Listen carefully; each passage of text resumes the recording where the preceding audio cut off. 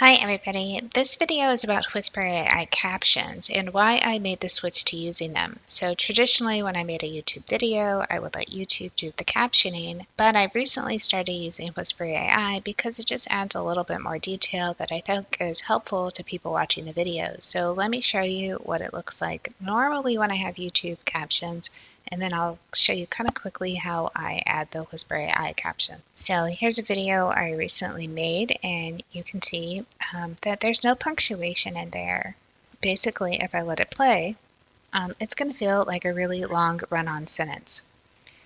And it doesn't have the natural pauses in there that you need. If I said like I in it, it's not going to capitalize I, and actually you can see there's no punctuation at all. It just kind of keeps going from slide to slide. So what I'm going to do is in my Google Documents, I went through the Collaboratory Studio, and you can find videos that are really good on how to add this, and I added Whisper AI.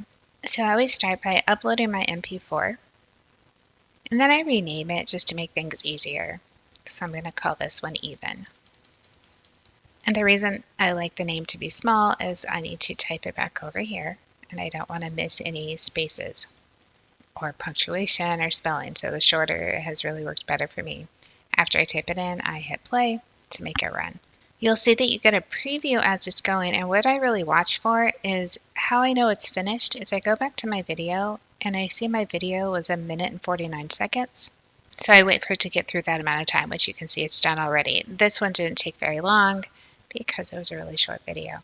As soon as it's done processing, it makes a bunch of files. The one I'm looking for is the SRT, and I just need to download it. Once I've downloaded it, I go back to YouTube. I go to subtitles. I tell it to add a language. I always add English United States. Then I click on add. I upload the file, and this is with timing. That's what the SRT file does. I'm picking for my downloads because it just downloaded it. And immediately you can see it pops in. And now I have punctuation. You can see I have full sentences, so it starts with a capital. There's a period in there. The X is lowercase now because it knows it's a variable. That doesn't always happen. It depends on what you're doing, but you can see this is much better. So I do try to look through it. I do listen to it to see if there's any little changes I want to make, but I can see that this is so much better. I have this nice little captioning to go with it, and it didn't really take a lot of time for me to do it. When I'm done, I hit publish. Now if I go back to the video, you can see the captions are added. They're there with the timing, just like we wanted it to be, and it didn't take me very long to add these. I think it really makes a big difference and helps people out watching the tutorials.